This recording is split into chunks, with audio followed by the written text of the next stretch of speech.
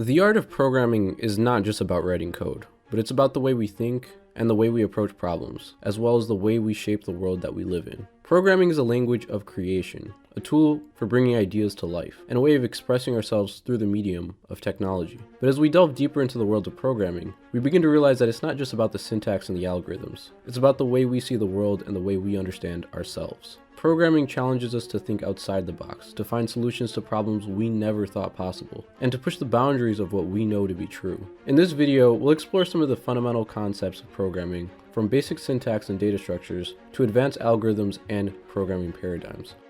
So with that being said, let's get started. When it comes to editing code, there are two main types of tools, text editors and IDEs. While text editors are focused on just editing plain text, IDEs can do much more. However, for most purposes, the distinction doesn't really matter that much, and the terms can really be used interchangeably. For those new to coding, the most basic text editors that exist today are probably Text Editor on Mac and Notepad on Windows. However, if you're using Mac or Linux, you might already be familiar with a more powerful text editor, and that tool is known as Vim. Vim is a terminal-based text editor that can be used to edit code in a variety of different ways, but it's not exactly beginner-friendly, and is used most often on servers. For those who want more functionality, there are so many other IDEs to choose from. Some of those popular options include Atom, Sublime Text, Eclipse, IntelliJ, and PyCharm, just to name a few. However, in the opinion of many, the best IDE available today is probably Visual Studio Code. This powerful tool can be customized in a variety of different ways with extensions, and can integrate with really any language as long as you use the right extension. And it even includes its own integrated terminal and own integrated Git and version control. Overall, Visual Studio Code is a fantastic choice for beginner programmers and experienced programmers alike. But in the end, it's up to you to choose what tool you decide to use to code. But now that we have something to write our code, let's talk about running our code.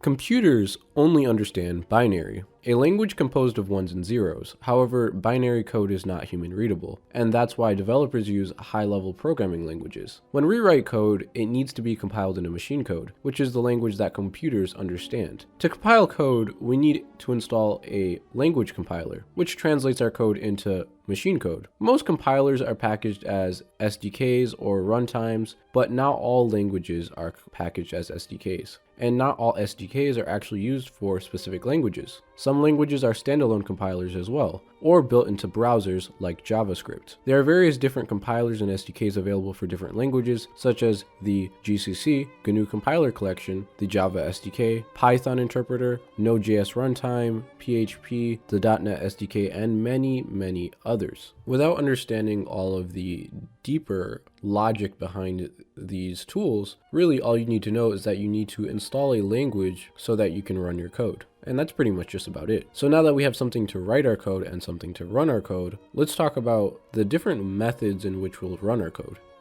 Alright, so it's that time of the video where we discuss something that intimidates a lot of people or perhaps doesn't seem that interesting. It's a black box that we're at some point going to have to open as programmers, and that black box is the terminal. The terminal is the graphical user interface to the command line, and it provides access to the operating system's shell. The most commonly used terminals are named things like PowerShell and Bash, Born Again Shell. There are many terminal commands that one needs to know, but the most important ones include the mkdir to create new directories and folders, the cd command to change into directories, cd followed by two periods to move backwards a directory, ls to list directories inside the current directory in Unix, the dir command to list directories in Windows, the touch command to create new files in Unix, the echo followed by the more than sign to create new files in Windows and Unix, and the echo command to print things to the command line.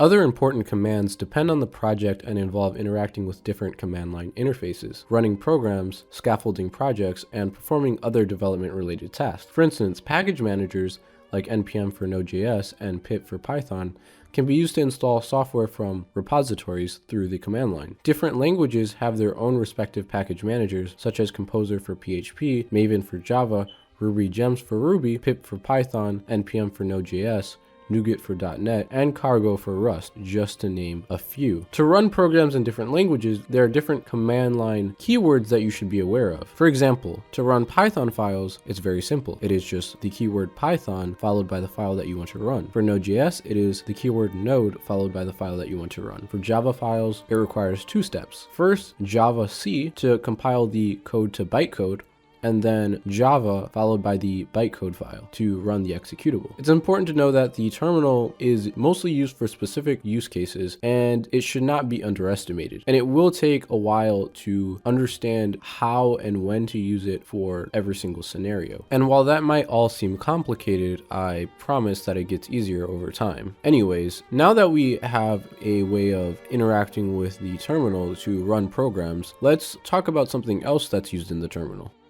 Version control is the next topic at hand. Version control systems are essential for managing changes to software projects. Git is the most widely used version control system and comes pre-installed on Unix-based systems. It can also be installed on Windows through Git Bash or WSL, Windows Subsystem for Linux, and it tracks changes to every file in a directory and saves those changes in a branch, which is collectively referred to as a repository. These repositories can then be pushed to remote storage buckets or remote repositories, such as GitHub, GitLab, and Bitbucket, just to name a few, and this is where the information is stored. Git has many commands, but the absolute minimum needed for getting started are git init to initiate a repository, git add to add files to be tracked, git commit to commit changes and save them as a version, and git push to push all current commits to the remote repository. Other useful commands include git log to view the commit history, git branch to create new branches, and git checkout to switch to different branches. Learning Git is essential for collaboration and managing remote code. By utilizing Git repositories, developers can work together and seamlessly share their work with others while keeping track of changes to their code over time. Alright, so let's cover everything that we've gone over so far. In order to start coding, we require a suitable text editor or IDE, with Visual Studio Code being the recommended choice, at least by me. Additionally, we need to have a language compiler installed to run our programs, and familiarity with basic terminal commands, particularly those related to running programs and version control. Now that we have covered the setup, we can finally move on to actually programming and the coding process. I know that this all seems like a lot at once, but what I really recommend is that you go over the video and Google every single topic, or maybe some of the topics wherever you get confused, and then delve a little bit deeper on your own, because it's really the only way that you're going to get good at anything is by researching. And really the whole point of this video is not to give you a step-by-step tutorial, but to really give you a high-level overview of all of the really integral ideas that are involved in programming, the entire process essentially. Like, it really doesn't matter what program that you're writing, you're going to need a programming language, you're going to need to download that programming language, you're going to need a development environment, some sort of text editor to write your code, and you're going to need to compile that code in order for it to be executed as a program. And that's really what I'm trying to convey. Up until this point, we haven't actually written any code, we've just been discussing different topics. However, that's going to change right now. From this point on, we're actually going to be diving into actual programming. And if you're interested in doing that, I would advise you to download and install a programming language just like I discussed before. Alternatively, you can also use a in-browser console or a sandbox tool online that allows you to execute code without actually installing the language on your machine. However, with that said, let's get started. Similar to spoken language, programming languages are very different syntactically. However, unlike spoken language, programming languages share far more in common than any spoken language ever could, because they're all structured very similarly and have the same conventions. Now, the hardest part about learning a programming language is not exactly the syntax, but the environment. Like discussed before, there's different runtimes and compilers and different command line interfaces and other things that have nothing to do with the actual syntax of the language and more about the environment. In this video, I will be attempting to use JavaScript and C++ for the majority of the explanations because I believe they're very similar in nature. However, they are extremely different as well. C++ is a systems programming language that's statically typed and object-oriented, while JavaScript is a dynamically typed, multi-paradigm language that is very simple to understand. So I think the two contrast each other while also being similarly structured enough to see the similarities. I really hope any of that made sense. In Python, printing to the standard output is as simple as calling a print function that's pre-built into the language. In JavaScript, you would use the log method on the built-in console object to log to the console. In a browser, this will log to the console, but using a runtime like Node.js or Bun, this will actually print to the standard output as well. When we start to get into languages like Java and C++, things start to get a little tricky. These languages are known as boilerplate-driven languages, at least that's what I consider them to be, and they have a lot of unnecessary code that is syntactically necessary for the language to run, but that extra code doesn't actually contribute to the program and the way it works. It's just there by default. In Java, for instance, everything must be inside of a class with a main method. Main functions are a very common convention in programming languages to represent the entry point to the program, and this is not a problem, it's just the fact that the main method is so long. Afterwards, you call the system.out.println method to print to the standard output. This is extremely verbose and annoying, at least in my opinion. In C++, we have something called a header file where we list the namespaces and libraries used in the program. These are imported files that either exist in the C++ language itself or from libraries that we've written ourselves. For input and output, the IOStream library is what is most commonly used. The standard namespace is also required. We provide an entry point for the program by placing our code inside of a main function, and then we use the cout provided by the IOStream library to print to the standard output. And as you can see, there are varying levels of difficulty with different syntax and varying levels of complexity. Variables in programming are used to store values of any data type. They are declared by allocating memory and assigning a name and a type. The variable can then be defined by giving it a value, and initialized by giving it an initial value. Variables can change while a program is running, making them useful in many scenarios. Different programming languages have different syntax for declaring, defining, and initializing variables, but the basic concept is the same. In most cases, the declaration and definition of a variable can be simplified by putting them on a single line. In programming languages, there are two methods of type checking: static typing and dynamic typing. Static types are types that don't change during the execution of a program, and statically typed languages require you to explicitly state what type that you're declaring. Dynamically typed languages don't require you to state what type a variable is, and the type that that variable is when the memory is allocated can change during the execution of the program. Scope in programming refers to where a variable can be accessed and used in a program. When a variable is declared in a certain location, it can only be used in locations within that location. Variables can be declared in global or local scope, and their scope is determined by the location of declaration. Local scope refers to variables declared within a function or block. Variables in local scope can only be used within the function or block that they were declared within. Global scope refers to variables declared outside of all functions and blocks, and these variables can be used globally throughout the entire program, regardless of block or functions. The usefulness of scope is that you can name variables the exact same thing and use them within different local scopes, and they will be different variables. You can also prevent errors by making sure that variables that should not be accessed outside of their scope can never be accessed outside of their scope. Data types are the type of data passed into variables returned from functions or passed into arguments. There are 6 main data types: strings, which are words or strings of words; booleans, which are true and false values; integers, which are whole numbers; floating point numbers, which are decimal numbers; characters, which are single letters and numbers; and arrays, which are simply a list of items.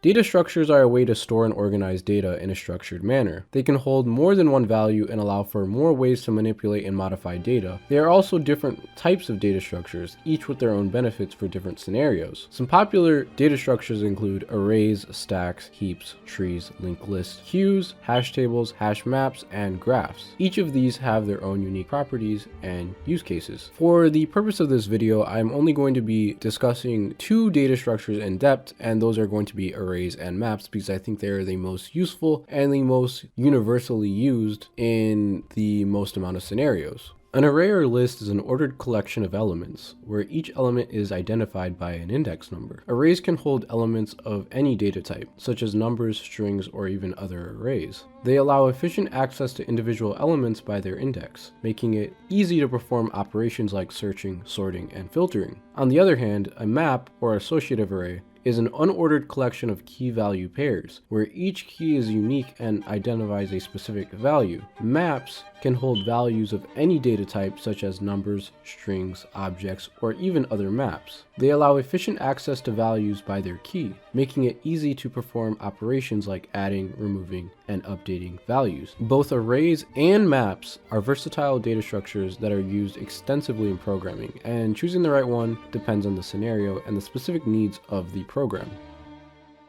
Functions allow code blocks to be executed repeatedly without having to rewrite that same code over and over again. To call or invoke a function, parentheses must be added at the end of the function name. Functions have parameters and arguments which allow specific data to be worked with within that same function. Parameters are variables defined in the function header. They are just placeholders and have no actual value until arguments are passed in. Arguments are the actual values that get passed into functions to become the parameter values.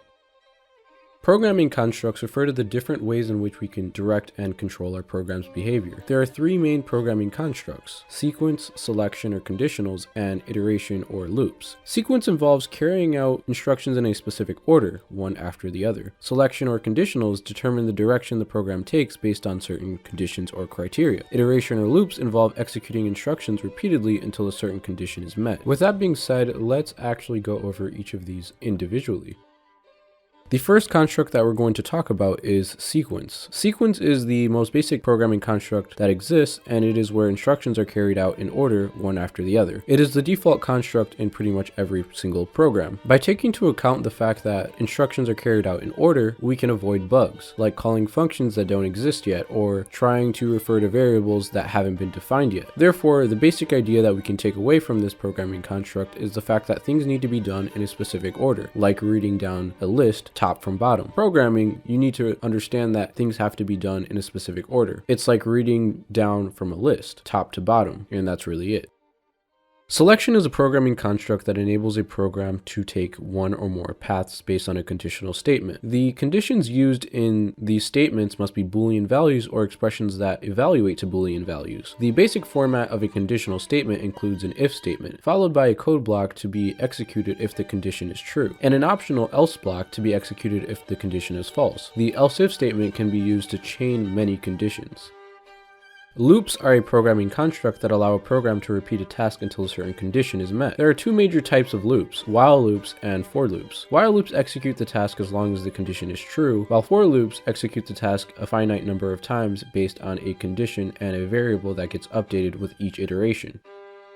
And finally, we have recursion. Recursion is not a programming construct, but a programming technique, where a function calls itself. When it calls itself, it then repeats all of the instructions within the function until an exit condition is met. Without an exit condition, the function will lead to a Stack Overflow or crash the system that it's running on. In many cases, recursion can be used exactly the same way that loops can be used, but in some scenarios, they're actually the better solution, or in most cases, loops are probably the better solution. Now that we've discussed briefly what programming constructs are and we have a basic understanding of functions, we can now talk about algorithms. Algorithms are a set of instructions that solve a specific problem to get a specific result. They're not specific to programming, and there are many types of different algorithms: sorting, searching, recursive algorithms, and they're usually implemented within functions and oftentimes used with data structures. Some popular algorithms include binary search, breadth first search, depth first search, linear search, merge sort, quick sort, insertion sort, selection sort, bubble sort, heap sort, Kruskal's algorithm, and Dijkstra's algorithm, as well as like the Bellman-Ford algorithm, and this can really go on forever. However, we are only going to discuss two very basic algorithms in this video. To keep things simple, we're just going to describe two very basic algorithms. The first one is linear search, and the second one is the Euclidean algorithm.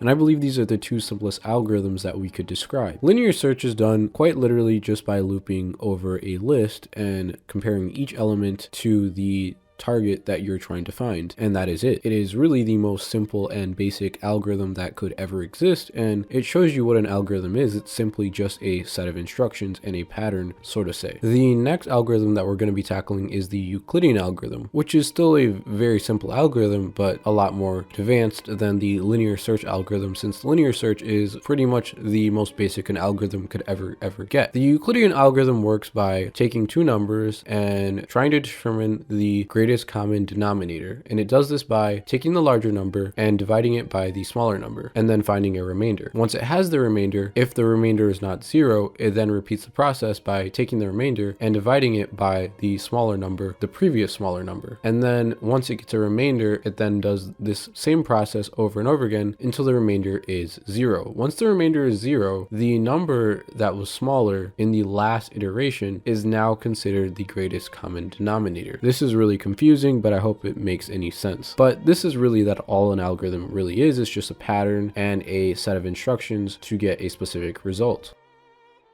To optimize algorithms, it is important to understand data structures and their relationship with time and space complexity. Time complexity measures the amount of time an algorithm takes to finish, while space complexity measures the amount of space an algorithm uses. Optimal data structures and algorithms should be used for the most efficient results. The most common algorithmic growth rates include O of n squared, O of n log n, and O of 1. O of 1 is constant. O of log n grows the slowest in complexity in most cases. O of n grows linearly. O of n log n is still faster than previous measures, but still slower than exponential growth, which is O of n to the second power, or O of n to any power, really. Collectively, this is all referred to as big O notation. The last section of topics that I want to cover are programming paradigms. There are 5 main programming paradigms that I want to go over: imperative programming, declarative programming, procedural programming, object-oriented programming, and functional programming. So let's go over the 5 of them. Imperative programming involves modifying a program's state by explicitly stating the sequence of instructions required to solve a problem. This approach requires creating detailed logic for every function and code block, with a focus of specifying how to accomplish a task. Most programming languages are imperative in nature, making it one of the most widely used programming paradigms in existence. It contrasts declarative programming, which takes an abstracted approach that emphasizes the result rather than the specific logic required to achieve it. This stands to contrast imperative programming, which is more specific and descriptive in nature. Declarative programming, on the other hand, is the style of programming where you specify the what rather than the how of a problem. While most programming languages are imperative and require you to describe each step in detail, declarative programming focuses on the desired outcome needed without actually needing to be fully Turing complete. This approach is used to describe languages like HTML, CSS, SQL, and XML, as well as libraries, interfaces, and methods that abstract away the implementation details of whatever technology that you're using. It allows you to focus on the task at hand without worrying about the underlying logic required to achieve it. I hope any of that made any sense, but really the main way to describe declarative programming is abstraction. Procedural programming is a programming paradigm that utilizes procedure calls to organize a program's logic. Procedures, which are essentially just functions, are executed sequentially as step-by-step instructions. This probably sounds very familiar, from top to bottom. This programming paradigm is derived from imperative programming and can incorporate features from other programming paradigms as well. Next is object-oriented programming, one of the most popular and, in my opinion, a bit controversial of the programming paradigms, and it involves creating objects from constructor functions which belong to classes. These classes can create multiple instances of the same or similar objects through the use of constructor functions. Objects have their own properties, which are accessed using dot notation, and methods are just functions within classes that can be accessed the exact same way. OOP has 4 main principles: inheritance, abstraction, polymorphism, and encapsulation. Inheritance enables classes to inherit properties and methods from their parent classes. Abstraction allows objects to abstract away details behind properties and methods to simplify the usage of that object. Polymorphism enables child classes to override properties and methods of their parent class, allowing for inherited classes to take on many forms. Encapsulation is the concept of restricting access to the details within an object from other parts of the program. OOP is a very popular paradigm, and the concept of OOP will definitely need to probably be explored in the future, and I actually plan on making a video after this one very soon, simply based on just the concepts of object-oriented programming alone.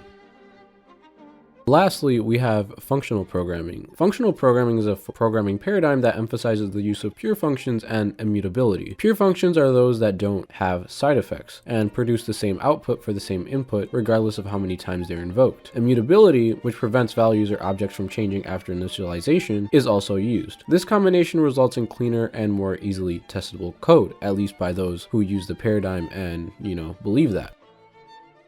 we just went through basically every single basic concept of programming in a very short period of time. And I don't really think there's any way that you could have gotten any sort of mastery from that. However, I do think that it was valuable to go over every single topic at a high level so you understand what exactly you're going to need to know and what actually goes into programming. Whether you're doing web development, game development, embedded systems, machine learning, all of these concepts that I just described, they're pretty much universal. No matter what type of programming that you're going to do, you're going to use all of these concepts. Now, I'm well aware that there were probably a lot of confusing parts of this video. In fact, I'm 100% sure there were confusing parts in this video. So what I want you to do is, if you found something in this video confusing, you can help me out. Just let me know in the comments, tell me what was confusing, and I'll try to do another video where I explain everything in simpler terms and try to make it as understandable as possible using the most basic language possible. Hopefully I can make that video pretty soon after this one, depending on the feedback that I get. And yeah, this video wasn't really trying to explain everything in detail. It was more of just a general overview and a way of getting ideas explained very quickly. But yeah, it wasn't really a in-depth analysis or explanation, I guess is a better word. So hopefully I can make that video in the future. If you're passionate about programming and truly want to immerse yourself in the world of software development, I highly recommend diving deeply into each and every concept discussed in this video. Take the time to install a programming language, experiment with different IDEs, explore the depths of the terminal and package managers, and most importantly, practice what you learn by implementing code on your own. I think that's really important. You have to do it on your own. Don't just watch tutorials, actually do it on your own. Remember, programming is an art form, and like any art form, it requires dedication, practice, and a thirst for knowledge. Don't be afraid to make mistakes, for it is in these moments of struggle that true mastery is born. To aid you in your journey, I recommend checking out resources such as Free Code Camp, the Odin Project, W3 Schools, MDM Web Docs, and Stack Overflow. But don't stop there.